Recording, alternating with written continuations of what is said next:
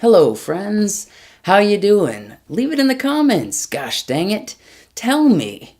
Today on Best Watch, we're talking about the film The Prestige.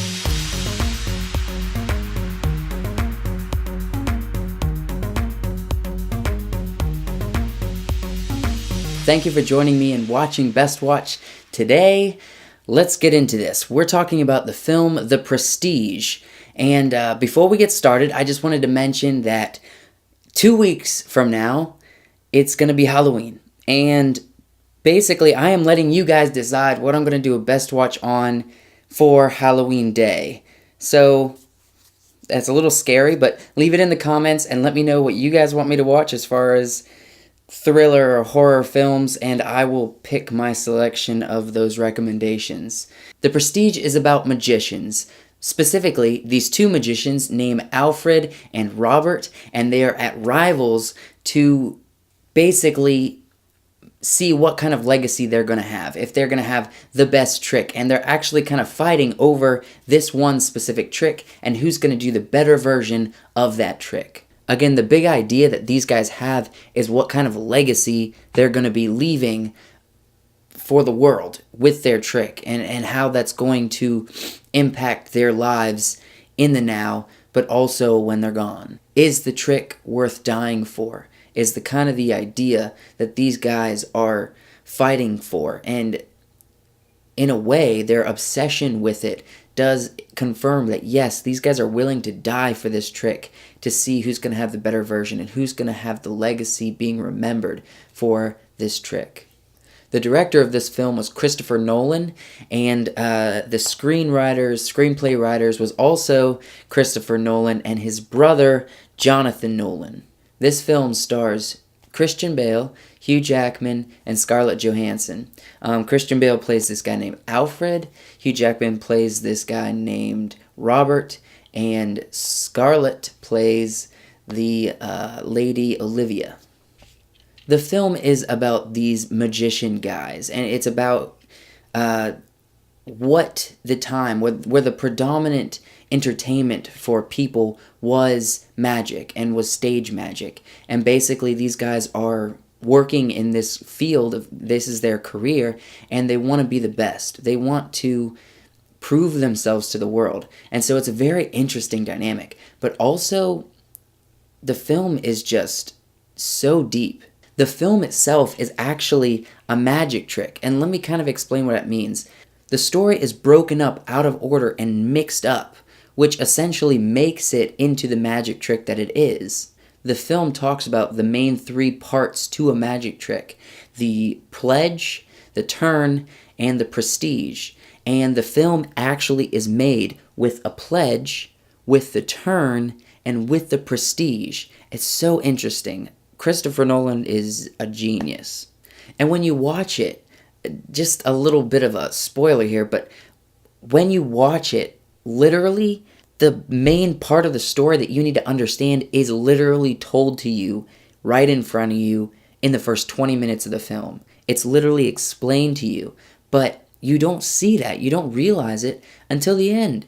This film is fantastic because it's not just a one-time enjoyment kind of thing. It's literally good for a second, third, even fourth, very possibly fifth time you watch this film, because it's so complex and it's so detailed. You're constantly watching through to see, like, what did I miss? What am I not getting here? Because this is a profound film. The way Christopher Nolan makes his films is one by immersion and one by meta-cinematic, which basically it's hiding in plain sight. The answer, the turn, the idea of the film, what the plot is hiding in plain sight. And this film is the strongest example of all the films he's made that uses both the immersive and the meta-cinematic format. It's definitely a film you don't want to get up to pee. Like, you don't want to miss 1 minute of this film because it is incredible. Truly, it is a best watch. I'm so happy I got to do this because this is one of my favorite films. I'm sure if any of you guys have seen other Christopher Nolan films like the Batman series or Inception or Interstellar, then you'll know that maybe you've heard of this. Christopher Nolan shoots on film, actual film. He doesn't use digital, which is a very interesting point. If you are interested in that, I would recommend you look at the link below that I'm linking to. It's an interview he did with somebody where he talks about why he thinks it's necessary for filmmaking to still use actual film, why it is the superior choice to creating films. Very interesting. I think you'd enjoy it if you like that kind of stuff.